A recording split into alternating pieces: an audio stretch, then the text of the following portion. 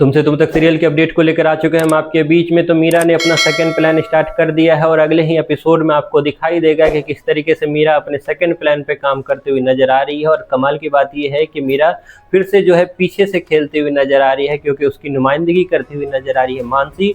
और मीरा के कहने पे मानसी ने पहला टारगेट किया है अनु आर्या के रूम को। जी हाँ, मानसी का कहना है कि अगर आप इस घर के बड़े बेटे हो नहीं तो बड़े बेटे की तरह सुविधा लेने की आपको कोई हक नहीं है। और आर्यवर्धन को कहा गया है कि सबसे पहले वो अपने उस रूम को छोड़े जिस रूम में वो अनु के साथ रहता है, और उस रूम पर हक जो है घर के बड़े बेटे मतलब यशवर्धन का है। और यशवर्धन की क्योंकि वाइफ है मीरा, तो मीरा भी उस रूम में एक तरह से अनु की जगह लेती हुई नजर आएगी। तो क्या आगे जाकर धीरे धीरे आज रूम से निकले हैं एक तरह से आर्यवर्धन और अनु, तो क्या कल वर्धन परिवार से भी निकलना होगा आर्यवर्धन और अनु को? क्यों कोई कुछ नहीं बोलता हुआ नजर आ रहा है? क्या जल्द ही मीरा का पोल खुलता हुआ नजर आएगा? क्योंकि रिसेंट एपिसोड में आपने ये भी सुना कि किस तरीके से अनु को शक होना स्टार्ट हो चुका है। तो क्या अनु का साथ कोई और देने वाला है मीरा को ढूंढने में? आगे आखिरकार आगे होगा क्या, इस पे बात करते हैं इस वीडियो में। हमने देखा रिसेंट एपिसोड, और रिसेंट एपिसोड में फिर से आपको वही चीज़ें दिखाई दी जो पिछले लगभग 20 से 25 दिनों से आपको दिखाई दे रही है, जिसमें मेन सेंटर पर मीरा है। मीरा का हुक्म चल रहा है, मीरा को सेंटर में रखा हुआ है, मीरा जो बोल रही है वो हो रहा है।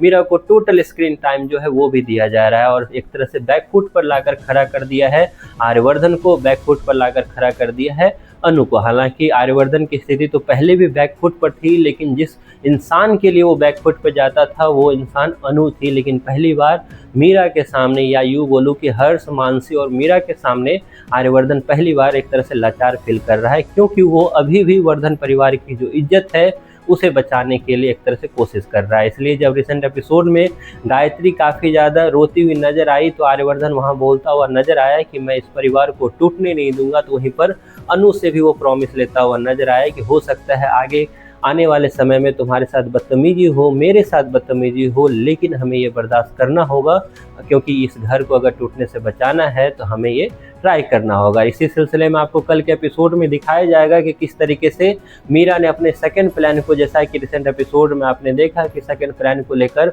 वो मानसी से ऑलरेडी डिस्कस कर चुकी थी, क्योंकि मानसी जो है तुरंत खुश हो जाती है, लेकिन मीरा जो है वो तुरंत खुश होने में नहीं है, क्योंकि मानसी ने कुछ गिफ्ट लाए थे मीरा के लिए।